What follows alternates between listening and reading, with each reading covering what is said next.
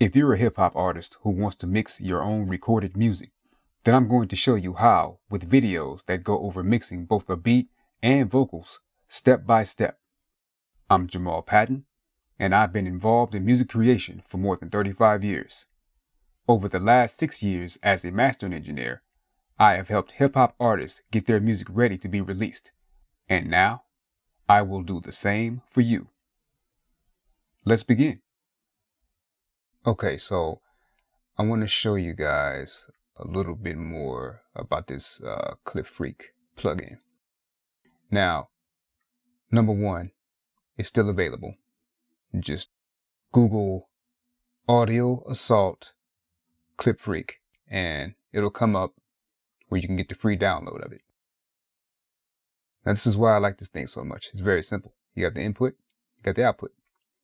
The mix, obviously, how much of the affected signal versus the unaffected signal are you going to hear? Now, if it's all the way up at 100%, which is where I have it, then you're going to hear a signal that's 100% affected. And then any percentage less than that, that's what it's going to be. But I leave it at 100%. And then the amount knob here, very simple. That's how much clipping you're putting on the signal. And then here is the meter, and you'll see it move and whatnot when you're clipping the signal. Now, the way I add it is I add very, very little of this plugin to the signal. Sound the same as much as possible while being affected by this plugin.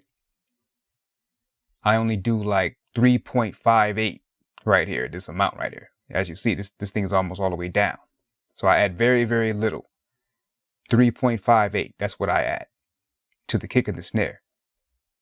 And again, what it does is it gives you more headroom, and it also makes the drums knock harder, make them hit harder. Mixing is all about these small, subtle things that you do, and they all come together to form this great sound.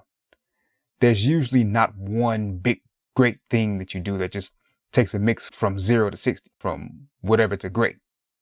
It's a bunch of small, little moves, little subtle moves that by themselves don't seem like they're doing a lot. But then throughout the course of the mix, they all add up and come together to make a good to great mix. And this is one of the things that I do to do that. This helps the drums hit harder, and it lowers the volume, which gives you more headroom. And that way you can, when you add all the different effects and the different tracks and all that, it keeps your mix at a good level. Before, I used to need to put a gain plugin on my 2-bus because my mix was clipping. Here, it was going over 0. But now my mixes don't do that because, number one, they're mixed right. And number two, because I do things like use this clipper on the drums. So the drums, the kick and the snare are usually going to be the loudest things in the mix. So you get those under control, everything else will be under control. And with that headroom coming down a little bit, it keeps my mixes at a nice level to where they're never clipping. And I don't even have to use a plugin to keep it from clipping. It just does that on its own. The mix keeps itself from clipping. And part of that is me using this plugin on the kick and the snare. So once again, Google Audio Assault Klip. And the link for the free plugin will come up. And I recommend you guys get it. It's free, and why not? Use it. It adds a nice touch to your mix. And I'm sure you could find other uses for it. This is the only thing I use it for, but I'm sure I could use it on vocals or whatever else if I wanted to.